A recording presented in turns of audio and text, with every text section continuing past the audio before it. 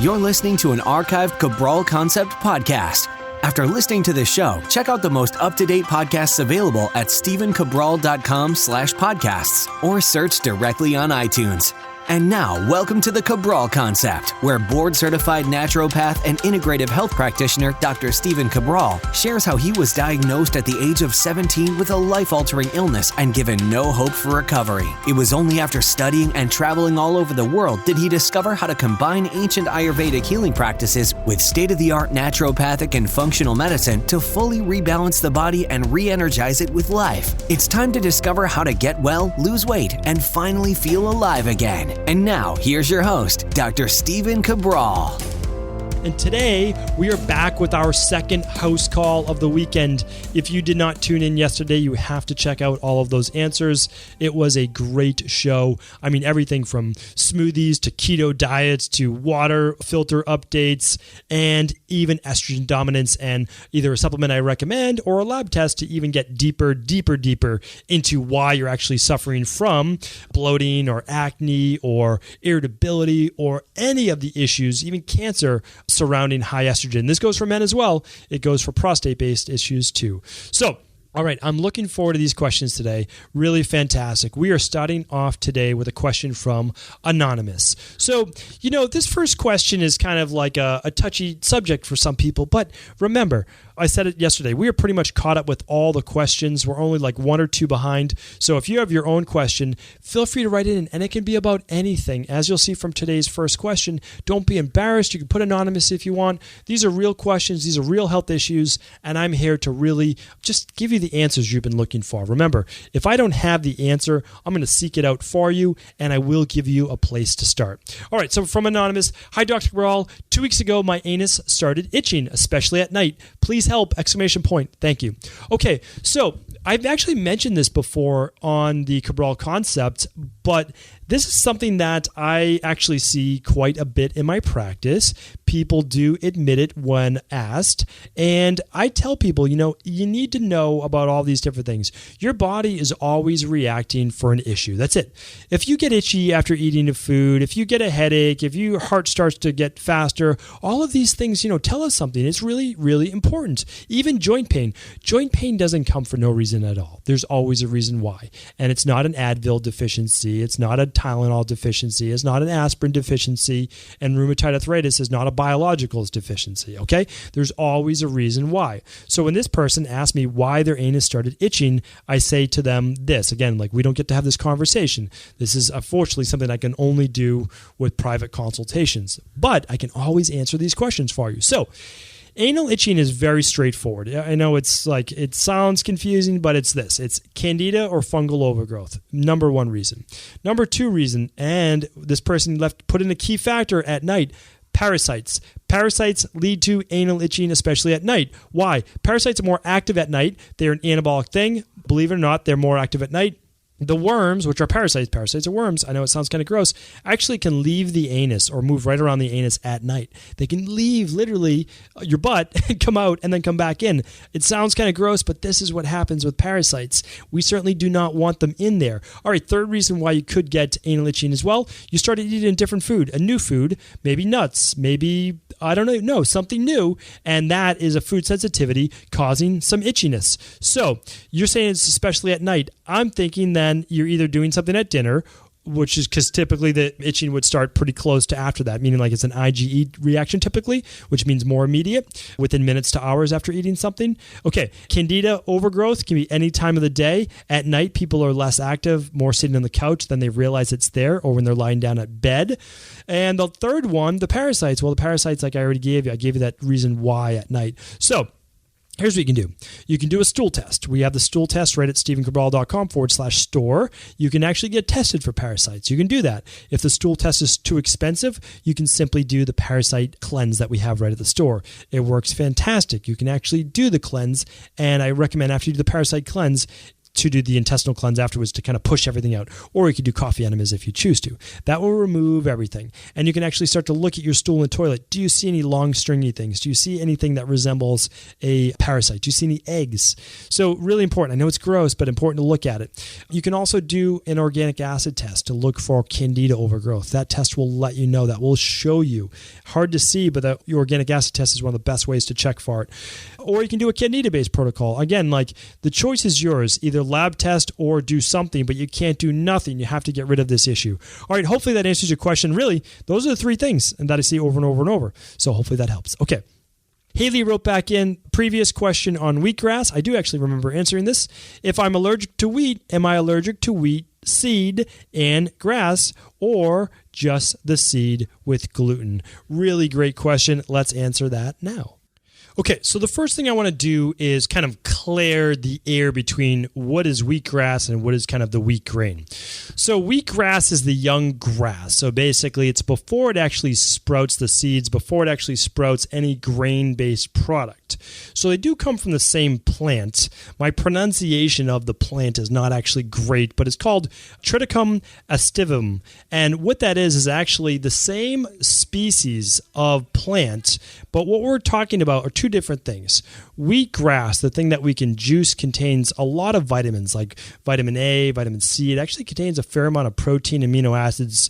It contains zinc. That's one of the really nice things about it as well. And of course, chlorophyll. So it gives people a lot of energy. That's basically the bottom line. Now, wheat itself, like the grain, that's what we're talking about when we make flour or you make bread, or you can even get wheat berries or things like that specifically. And that has its own different types of minerals and B vitamins and vitamin E and, again, iron and zinc, magnesium, all that stuff. But what I want to say to you is this, because I think you're looking kind of like, can I have this product or not? Okay. If you get a product that is certified gluten-free, before that young wheatgrass sprouts any seeds, it is gluten-free, okay? You have to have it grown in a facility that picks it all at the same time, as I spoke about last weekend on the house call. And again, if you want to listen to this previously, it was on episode 280, stephencabral.com/280. And like our product, our greens product, it's called Daily Fruit and Vegetable Blend. It is certified gluten-free from a third party. All of my products are certified third party, not me, not the manufacturer. I want someone else independent of us who doesn't care about us at all, doesn't care about anything, and they say, yeah, this is gluten-free. And then I feel very comfortable using it myself because I'm gluten-free, or for someone else. Okay, so who might not want to use it? Well, if you're really worried, like if you have a gluten sensitivity, I mean, this is certified gluten-free. If you have celiac, which could potentially cause an autoimmune-based reaction, then you might not want to use wheatgrass at all. So hopefully that's the best explanation I can give you. But wheat and wheatgrass are not the same. If you have a wheat sensitivity to gluten, if you have a wheat sensitivity to gliadin, you do not have to worry about a certified gluten-free wheatgrass or barley grass or oatgrass. Hopefully that helps. Okay. Next question is from Stef. Stef is asking, what are your thoughts on soy, specifically tofu? Okay, so I would like to share a little story with you. I saw this come in a long time ago. This is 10 years ago, probably a little bit more like maybe 13 years ago. I was still during the healing process. I was better. I was feeling much, much better. Don't get me wrong. I was doing well, but I wasn't optimal. Like, my energy still wasn't where it should have been. I was functioning during the day. I could start to walk up flights of stairs again, those types of things. But I couldn't really exercise all that much, or I'd be totally exhausted. And I wouldn't wake up with energy. I was still really groggy. It would take me to like 10:30, 11 o'clock in the morning to ever feel like I was really awake. So I went to this very famous doctor. He is north of Boston. I'm not going to name who. Very, very brilliant. So I'm not talking negatively about this person. But it just goes to show you that you have to personalize things, I think, a little bit more. And there is no all for one. So they put me on a very specific diet based on, we'll just say certain genetics everyone has, right? I'm not going to name what. And my diet specifically included a lot of soy. And that was the protein because I had to be on a vegetarian-based diet, a vegan-based diet. So they put me on 2 soy shakes per day. Each shake had about 15 grams of protein coming from soy protein isolate. And I was also instructed, as needed for protein, I could use some beans, but also soy would be a good one, and tofu. So I was getting around a minimum of 30 grams of soy isolate per day, typically on an average day, 40 to 50 grams per day, because I was also still trying to put on a lot of muscle and all those different types of things. So I was like, I have to get my protein up. Well, what happened next was not very pretty. My chest, as in my nipples, started to swell. They got all red, and I got all the factors of basically what would be gynecomastia, which literally the breast tissue literally started to grow. That is an estrogen-based issue that can happen from eating soy. That is an estrogen-dominant-based issue. Obviously, I wasn't very happy, and I said, hey, this is what's happening. They said, that's very rare. We haven't even really seen that many people with this issue, but it is a possibility. So I knew a little bit about soy, but I was willing to trust this doctor's opinion, and so I did it. The issue is this. So, of course, I went off the soy. My chest is back to normal, I'm happy to say today. It actually went away within a week at the very most, and everything's good, everything's normal.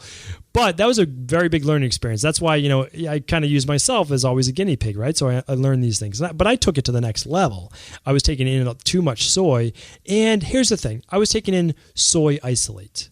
Is soy isolate natural? No. Is it tofu? No. What is tofu? Tofu is the ground bean, the ground soybean, and it's mashed up and it's put into basically a curd. So it's much easier to digest. There are far less lectins, far less phytic acid, and of course, there's a big caveat to eating soy.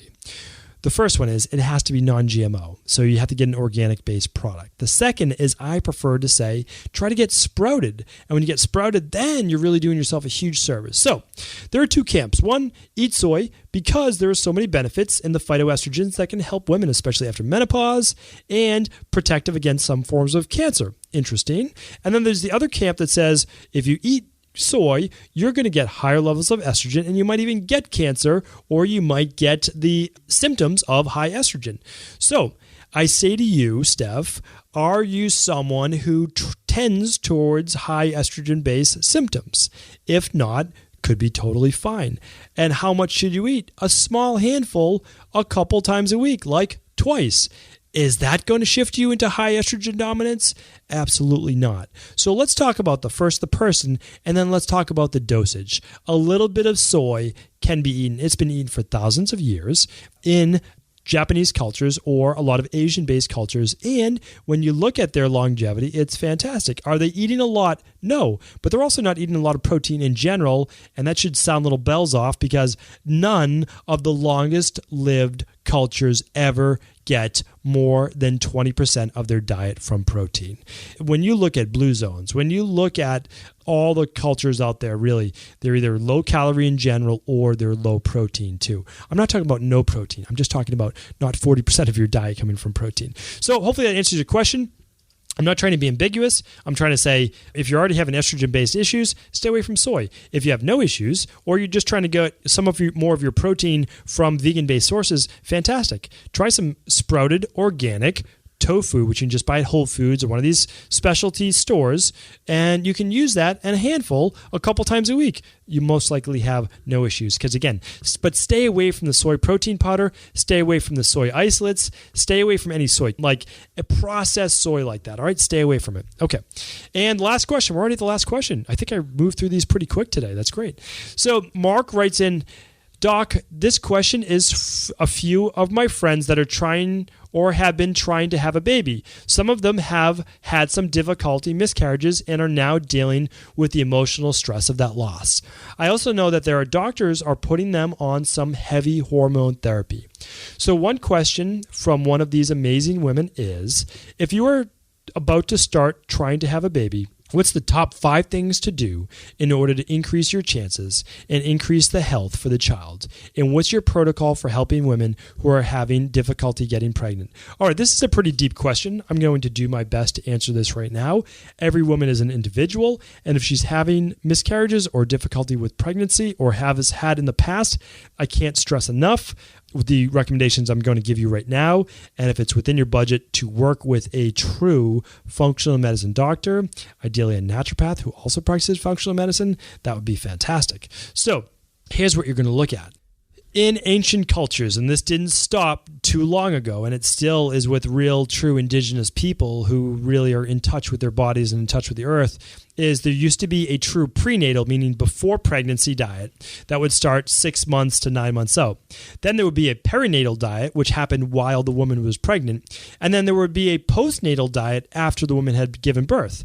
Now, what are those diets? Well, the prenatal, this is very, very important, prenatal diet, detoxification, remove heavy metals, look for mercury amalgams in the mouth, look for candida or bacterial overgrowth in the gut, look for an imbalance of gut flora, look for digestive-based issues where you might not be able to absorb as many nutrients, look for high levels of cortisol that can create miscarriages, that can create issues there specifically. And then building up 3 months before you're about to get pregnant, take that prenatal vitamin. Make sure you're getting all the nutrients that your body does need. While pregnant, you're going to obviously continue with that prenatal vitamin. You, during the last trimester, are going to increase your natural sources of iron or take a food-based, iron-based vitamin like Iron Response by Innate Response.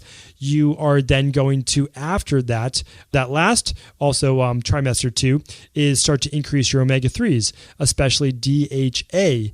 DHA helps with neurological development. You'll also continue to take that product after you give birth because hopefully you are ideally, if possible, breastfeeding.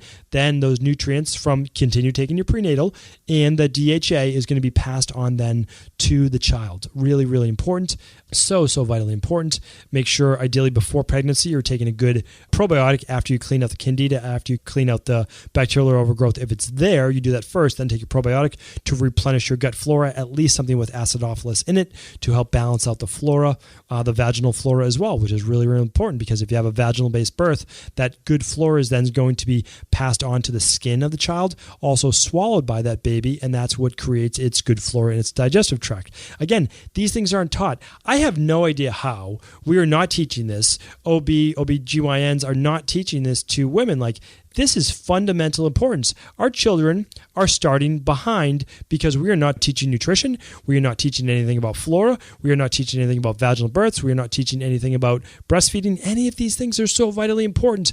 I mean, how do we expect our children to have a long, healthy life if they're already starting behind? It doesn't make sense to me. So, Mark, that's a lot of information there. I understand that. If a woman is having a miscarriage, and I see a lot of women in my practice, and we do a lot with fertility, my number one thing is this. Do the adrenal hormone test. Do it 5 to 7 days. I gave this recommendation yesterday to Sonia, I believe, on yesterday's podcast. And what I want you to do is actually look for estrogen dominance. So important. One of the main reasons that I see is women have miscarriages because of low progesterone. It's not the only reason. I understand that. I do know that. But low progesterone is not going to lead to a strong, healthy first 12 weeks. So if a woman is prone to low progesterone, she's going to remove those stressors that's pulling the progesterone towards cortisol. It's not just an estrogen dominance-based issue. It's a low progesterone-based issue. She's going to make sure she's getting enough progesterone, whether naturally or she might use a small amount, not heavy hormone therapy, a small amount to boost estrogen levels for those first 12 weeks. That will allow her to naturally carry that child, but only if it's a progesterone-based issue, which she can be tested, blood work every single week. You can do these things. I mean, these lab tests are there. That's the beautiful thing, right? So I love Ayurvedic medicine, and I love all the ancient forms of medicine, and they're meant to be there. But as my mentor told me, functional medicine is what Ayurvedic medicine would be today, right? So we use the ancient, we use the new. Lab test, we have the ability. If you're low progesterone, use that. Use it then to carry the child. But miscarriages can happen for other reasons, and you have to look at that, methylation-based reasons. The child isn't forming correctly. That's a natural form of a miscarriage. So you have to look at all these specific things. But if you do your detox first, and then you're doing fortification before you have the child with the good nutrients, and then you're keeping your body strong during pregnancy. So, I mean, look at all these different things. Please pass this podcast along to anyone that it can help. Your friends, Mark, this is what it's all about. Remember, I'm giving you a starting point. I've given you some knowledge. Then you can take this knowledge, and now you know where to look. Now you know what to read more on. And, of course, I'm happy to do personal consultations with anyone by Skype, but there's obviously so many people I can work with, right? We're booking out 4 to 6 weeks in advance. advance from now. And I'd love to be able to help everyone. There's only so many hours in the day, but of course I will.